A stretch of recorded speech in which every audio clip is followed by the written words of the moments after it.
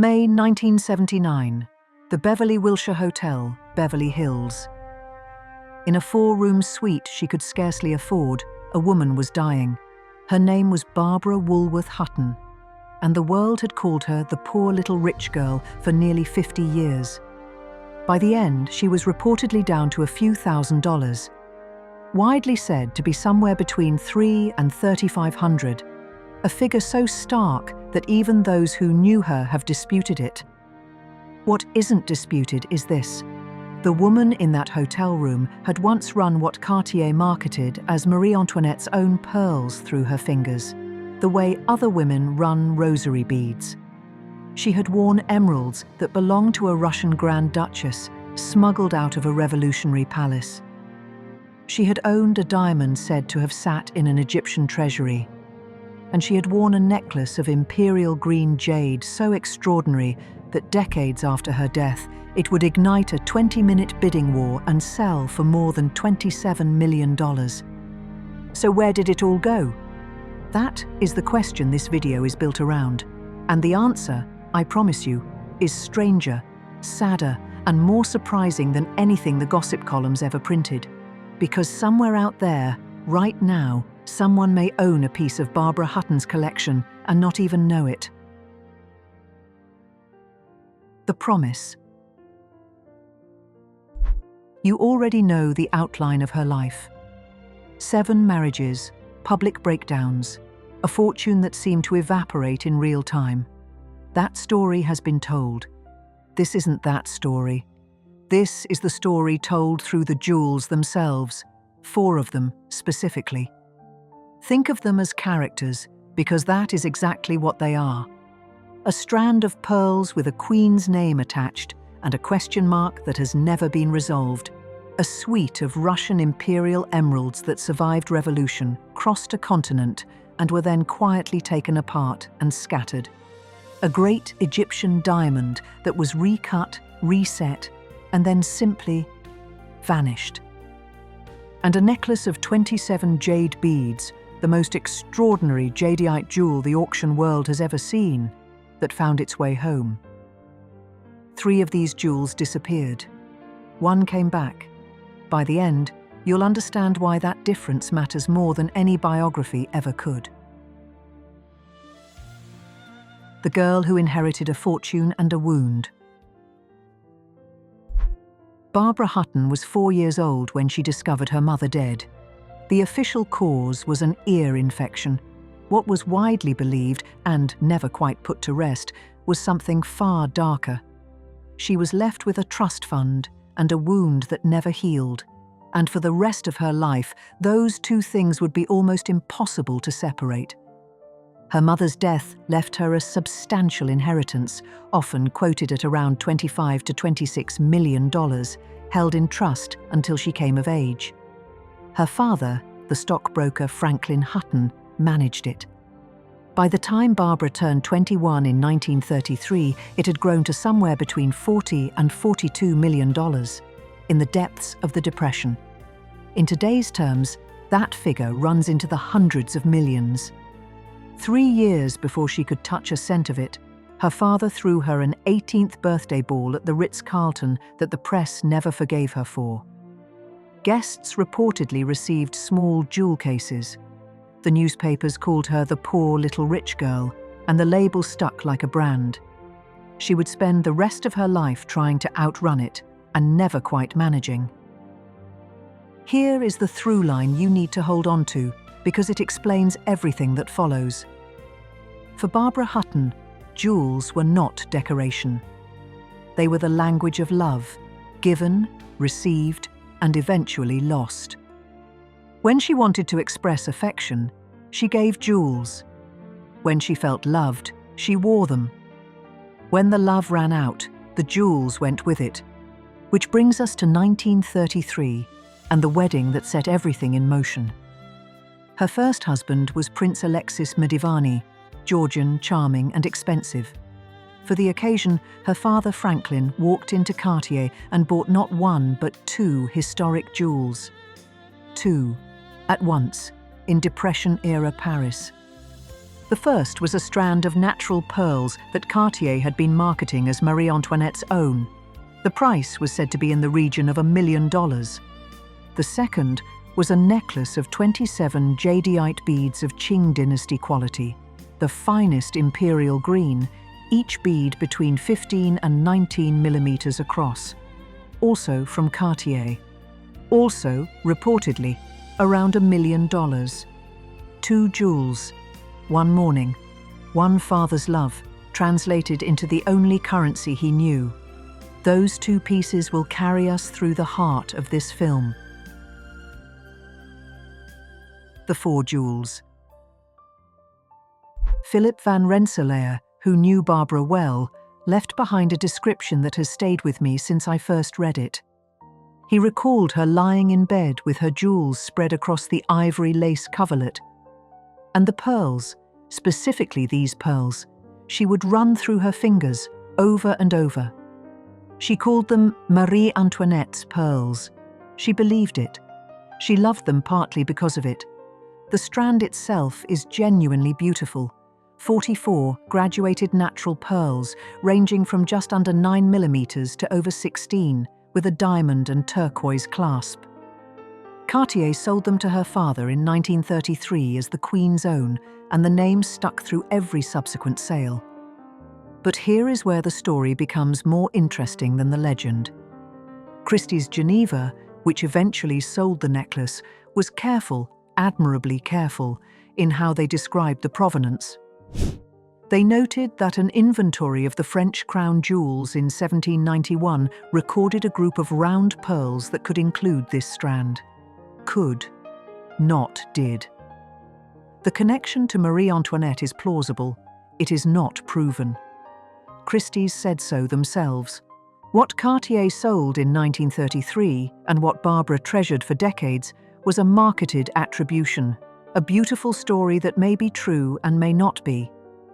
The Queen's ownership cannot be confirmed by any surviving document that ties this specific strand to her neck.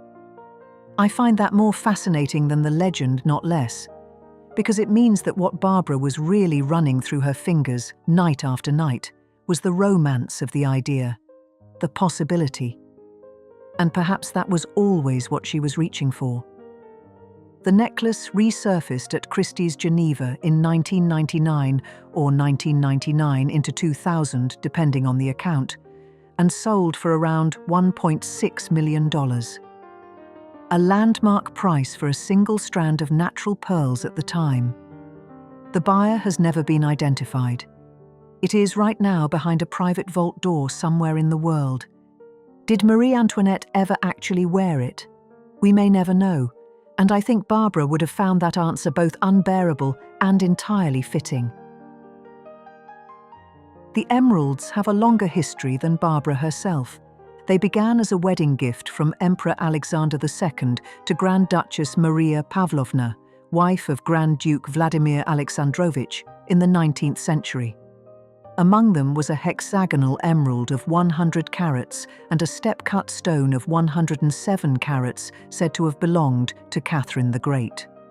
These were not simply fine jewels, they were dynastic objects. When Maria Pavlovna died in 1920, the emeralds passed to her son, Grand Duke Boris, and then the revolution made everything urgent. Boris sold the necklace to Cartier in Paris, one of several Romanov transactions with the house in those years. Cartier reworked the stones for American heiress Edith Rockefeller McCormick. When she died in 1932, the emeralds returned to Cartier's stock. In 1935 or 1936, Barbara bought them. She reportedly paid something in the region of $1 million, and multiple sources confirm she specifically wanted the Romanov provenance. She wasn't buying emeralds, she was buying history. Now, there is a detail that circulates about how Cartier transported these stones from Paris to London in the 1930s. The story goes that they were shipped in 10 separate packets hidden within a consignment of tea, with the largest emerald traveling alone on a different ship entirely. I want to be transparent with you. This comes from specialist jewelry history sources, and I'd place it in the category of probable rather than confirmed. But it is the kind of detail that, if true, tells you everything about how seriously these stones were taken. In 1947, Barbara commissioned Cartier designer Lucien Lachassagne to transform the emeralds into something entirely her own. A yellow gold tiara inspired by Indian forms, with the great stones set in an arched fringe-like design that could also be worn as a necklace. Contemporary photographs show her wearing it in Tangier, at her legendary house, Sidi Hosni, paired with sari-style gowns. Russian imperial stones, Indian-inspired design, American heiress. Cosmopolitan in the truest sense. And then, in the mid-1960s, sources give either 1965 or 1967, she sold them, to Van Cleef and Arpels. The reason given by jewelry historians is that she needed to finance a divorce. Van Cleef dismantled the Cartier tiara. The emeralds were sold individually as loose stones or set into entirely new pieces. The gold framework was reworked into a pearl necklace later sold to the American philanthropist Brooke Astor. The suite, as Barbara had worn it, ceased to exist. I should address something directly because it comes up whenever these emeralds are discussed. The claim that some of them ended up in Elizabeth Taylor's Bulgari emerald suite. Jewelry historian Vincent Malin has explicitly rejected this. The dimensions and stone counts make it impossible. It is a compelling rumor, and it is wrong. The truth is quieter and more unsettling. Those emeralds, stones that witnessed the last years of imperial Russia, that crossed a continent in packets of tea, that Barbara wore with saris under the Tangier sky, are almost certainly still out there. Set into rings and brooches and necklaces that carry no label, no story, no name. Owned by people who have no idea what they hold. That is the open mystery I find most haunting of all. This one I'll tell you quickly because the mystery is the point. The stone was approximately 40 carats, octagonal, step-cut, colourless. Its early history is genuinely murky. Accounts link it to Ibrahim Pasha, Viceroy of Egypt, and to the Egyptian treasury, with various English owners in between. Even specialist sources describe these early stages as difficult to verify, said to have. Possibly, according to some accounts.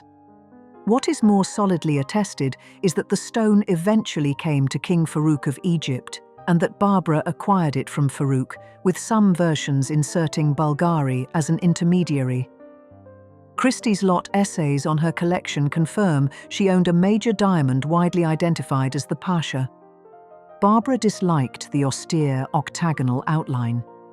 She had Cartier recut it, down to approximately 36 carats, trading weight for brilliance. It was then set as a dramatic solitaire ring and photographed on her hand in society portraits. The recut is considered probable by the sources I've worked from. The Cartier setting is confirmed. After it left her hands, nothing, no auction record, no confirmed private sale, no museum acquisition. Jeweler magazine, which has written about this stone, states plainly that its present whereabouts are unknown. The Pasha of Egypt is simply gone. Somewhere between Barbara Hutton's finger and the present day, a 36-carat diamond, one of the great stones of the 20th century, disappeared into silence. And now we come to the one that came back. Her father bought it from Cartier in 1933 as a wedding gift. 27 jadeite beads of Qing dynasty quality, 15 to 19 millimeters across, in that particular shade of imperial green that has no adequate description in English. Cartier fitted it with a navette-cut diamond clasp. Within a year, Barbara had the clasp remade. Yellow gold, calibre-cut rubies, baguette diamonds, because the original, she felt, wasn't dramatic enough for the beads. She also commissioned a matching jade, ruby and diamond ring. The necklace made its public debut at her wedding and 21st birthday celebrations, and it became, immediately, one of her visual signatures. After her first marriage collapsed, the necklace passed, through a chain of ownership that auction provenance notes describe as probable, to Louise Astor Van Allen, who had been Alexis Mdivani's first wife and Barbara's own friend. From there, it went to Princess Nina Mdivani, and then it entered its auction life. Geneva, 1988, part of Princess Nina Mdivani's collection. It sold for approximately $2 million, a record for jadeite jewelry at the time. Christie's Hong Kong, 1994, approximately $4.27 million. The record doubled. Sotheby's Hong Kong, 2014. The Hutton Mdivani necklace, as it was now universally known, was the star lot of the Magnificent Jewels and Jadeite sale. 8 bidders, 20 minutes. The hammer fell at $27.44 million, a world record for any jadeite jewel and a world record for any Cartier jewel. The buyer was the Cartier collection. Cartier bought back its own creation. The necklace that Franklin Hutton had purchased from their Paris house in 1933, the one Barbara had immediately altered because the clasp wasn't quite right, came home to the house that made it. It is now a flagship piece of the Cartier collection, sometimes lent to exhibitions. It is the single best documented, most completely traced jewel in Barbara's entire collection. And I keep returning to this. The necklace ended up treasured, protected, celebrated. Everything Barbara, at the end, was not. The Dispersal and the Woman. The 4 jewels are the frame. But the picture inside the frame is a woman, and the picture is not comfortable. Unlike the Duchess of Windsor, whose collection was sold in a single, heavily publicized auction in 1987, there was no grand Hutton sale, no moment of reckoning. Her collection bled away piecemeal over decades through private sales and intermediaries and gifts, and eventually Christie's lot essays that describe her assets as having been liquidated in the 1970s. The pattern had started much earlier. In 1935 in Egypt, she pressed a Cartier rock crystal and diamond ring into the hand of her Swedish physiotherapist, Karin Gustafsson, known to everyone as Miss Gus. She wrote her a note. The words, as they've come down to us through secondary sources, were something like, "I have so much and cannot wear it all, and I like you, Miss Gus." That ring stayed in the Gustafsson family until it was auctioned in Stockholm in 2023. Confirmed. Documented. A small, perfect example of how her collection dispersed, not through catastrophe, but through affection. After the war, she gave Winfield House, her vast London mansion in Regent's Park, built in the late 1930s, to the United States government for $1. President Truman accepted personally. It is now the official residence of the American ambassador. The gesture mirrors what she did with her jewels, turning tangible assets into gestures of love or loyalty without much thought for what came after. In 1972, her only son, Lance Reventlow, was killed in a plane crash in Colorado. He was 36. Those who knew Barbara in her final years describe a woman who never truly recovered. The giving away of valuables, to casual acquaintances, to near strangers at the bar of the Beverly Wilshire, intensified after his death. She had once given away Rolls-Royces and houses in the same spirit. And then, in her final years, she sent servants to track down people to whom she had given jewels and ask for them back. Few returned them. The meaning of that image has stayed with me. A woman who had spent her life giving jewels as a form of love, reduced to asking for them back and being refused. Her jewels dispersed at exactly the rate her fortune and her friendships did, not all at once. Gradually, quietly, piece by piece, until there was almost nothing left. So, where are they now? The jade is at Cartier, safe, celebrated, home. The pearls are behind a private vault door, owned by someone who has never disclosed their name. Whether Marie-Antoinette ever wore them remains genuinely an open question.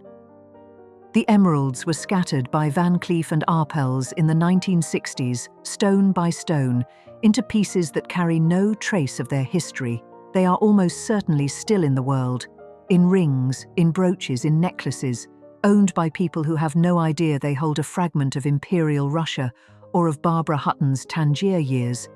And the Pasha of Egypt, 36 carats of recut brilliance, is simply gone. No auction record, no confirmed location, nothing.